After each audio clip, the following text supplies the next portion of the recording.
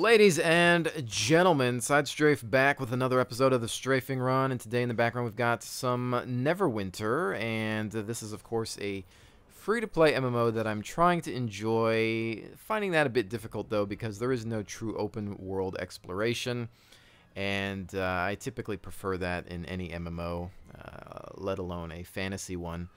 But I do enjoy the combat system, and I like the Hunter-Ranger class. I just don't know how long this one will keep my interest.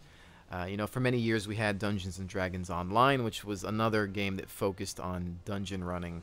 And, you know, here we have one that is more zone-based. There's no actual travel time, and I guess in a way you can kind of look at it like maybe there is. There are outdoor environments, but, you know, you don't really get to travel and explore as much as you might like, and the quests are of course pretty typical. So I don't really think we're going to see anything revolutionary until EverQuest next, because if they manage to pull off what they've shared so far, then that could be a true contender.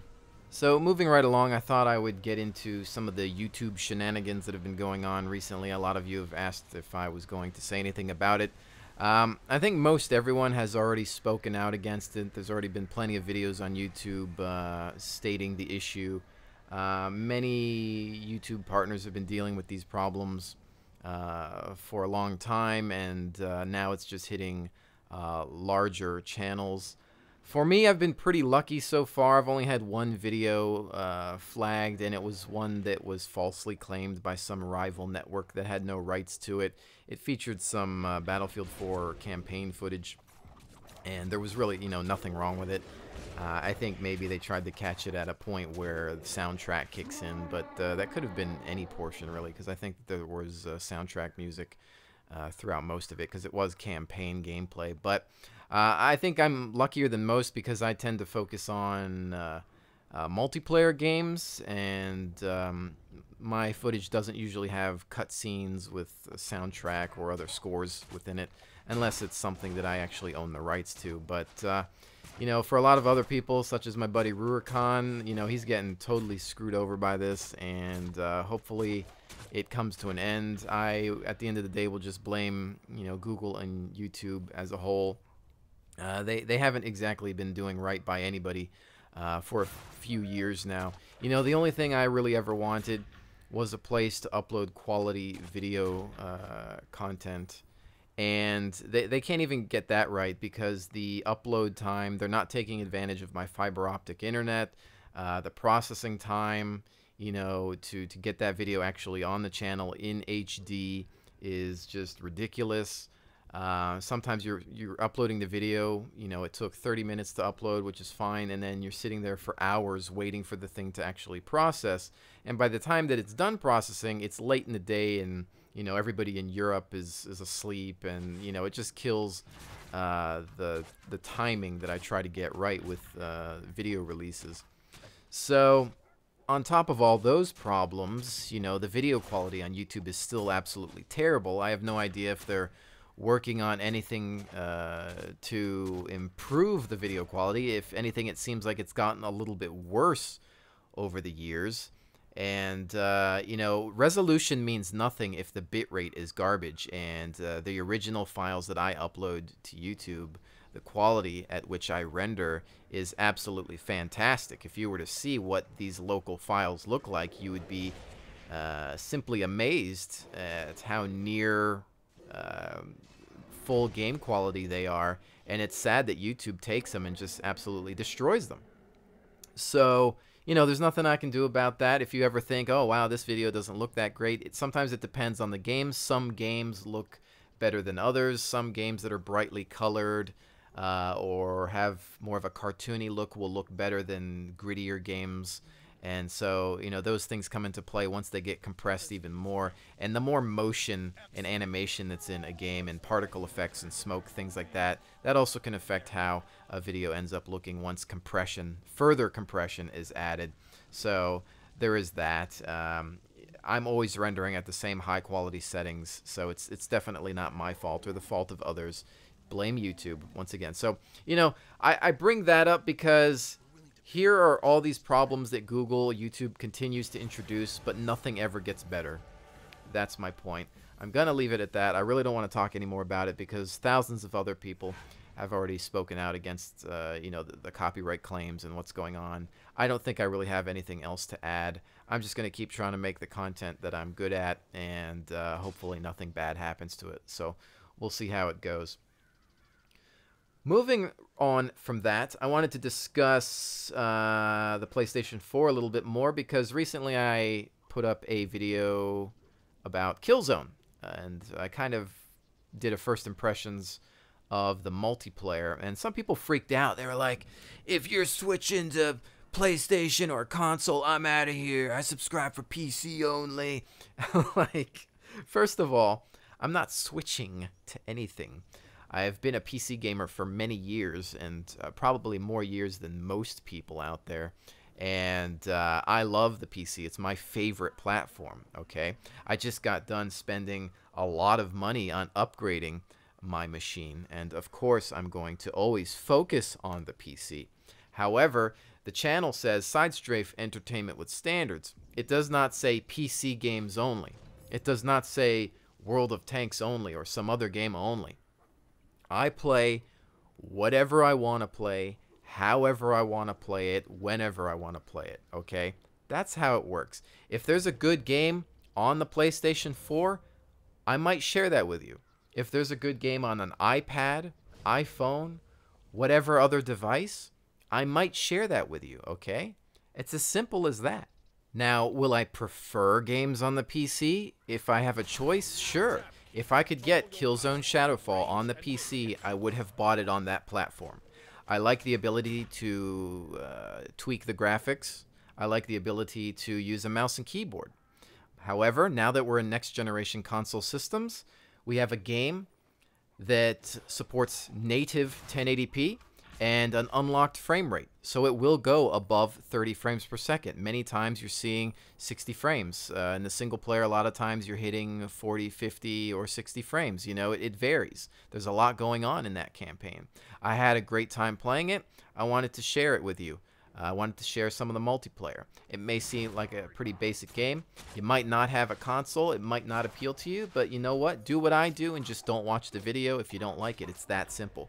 Look at the title. Look at the description. Look at the thumbnail. See, oh, okay, this is... I'm not really that interested in PlayStation 4. I'm just going to skip on this one. It won't hurt my feelings. Trust me. But don't come into my house disrespecting me because I would never do that to you, you know. If I don't like something a channel has, I just don't watch it. Or if it gets to a point where I feel that they don't cover anything that I'm interested in for a long period of time, I unsubscribe. I leave it at that.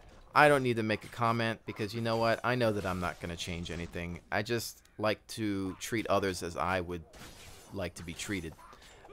So I think that's just simple lessons in life once again. But anyways, guys, I'm not switching over to console or anything. I love my PC. Again, I spent a ton of money upgrading it. It will always be my priority platform. If I have a choice of games, I'll always buy them first on PC. But there are some exclusives that I just have to play on PlayStation 4. Uncharted, Destiny, Killzone I actually enjoy. I'll probably buy the season pass for it. I'll probably buy other Killzone games. And I'm sure there's a bunch of racing games like Gran Turismo 7, Drive Club. You never know. There's going to be plenty of games on that platform that will be exclusive that I can't get anywhere else that I'll just want to share with you on my channel. So hopefully you'll appreciate that.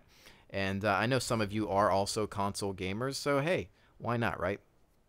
But there's that. I wanted to get that out of the way. Let's talk a little bit about live streaming. I know I haven't done as much as I had been doing a few months ago, but with the things going on at YouTube, I feel that Twitch is a good safe haven, a place that's not owned by Google.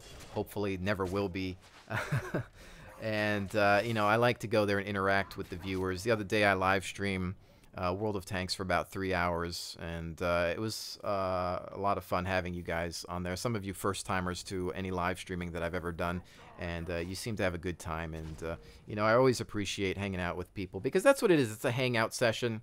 I'm not really trying to get anything done. It's strictly for community interaction, and it's relaxing to me. And, you know, I try to pay attention to the comments when I can. So just make sure to check out twitch.tv/SideStrafe. Follow there. And, you know, also follow me on Twitter and Facebook if you have those. If you don't have them, make a throwaway email account and sign up for at least Twitter or something so that you get the notifications. I always have the links in the description below. I don't always post a video on the channel saying, hey, I'm live streaming now.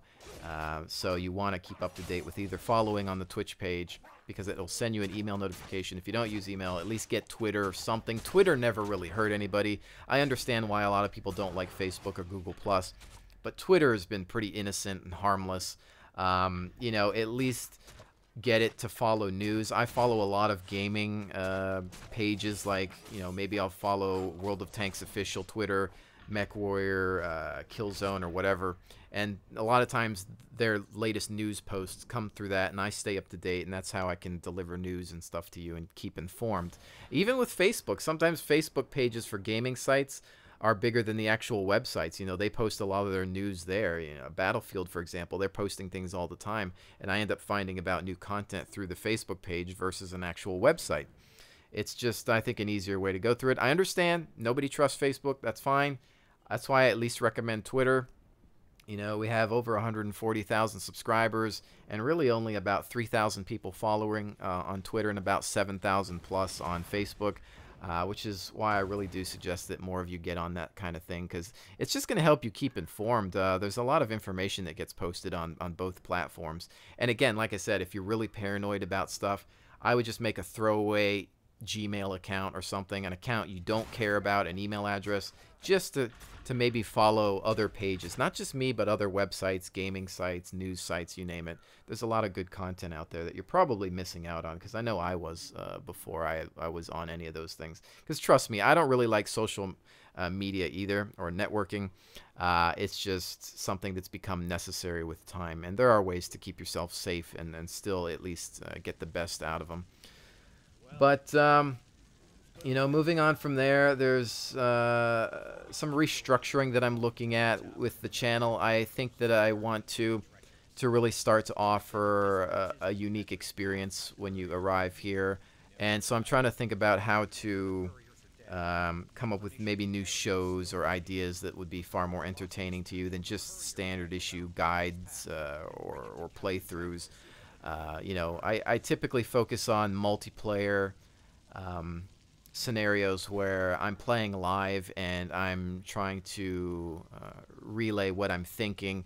That way it's kind of like a live guide, or as my buddy Phil Lang calls a ride-along, you know, when he does his MechWarrior videos from No Guts, No Galaxy.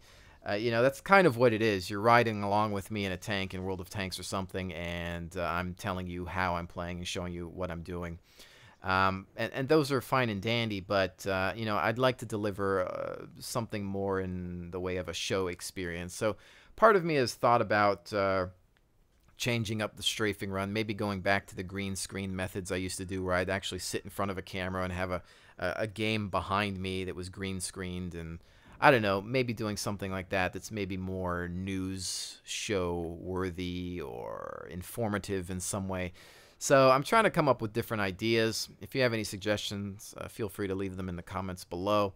But I'd like to provide a little bit more than what I am right now. And since I cover a variety of titles, I know that I don't always stick to one game for very long. So I have to think about how to take advantage of my skills and apply them towards something that might further entertain you. But with that said, ladies and gentlemen, as always, I'd like to thank each and every one of you for taking the time to listen to me rant and rave and share my general thoughts and opinions on video games. It always means a lot, and it is far more appreciated than you can ever possibly imagine. So with that said, thank you so very much for joining me. I will definitely see you on the next one.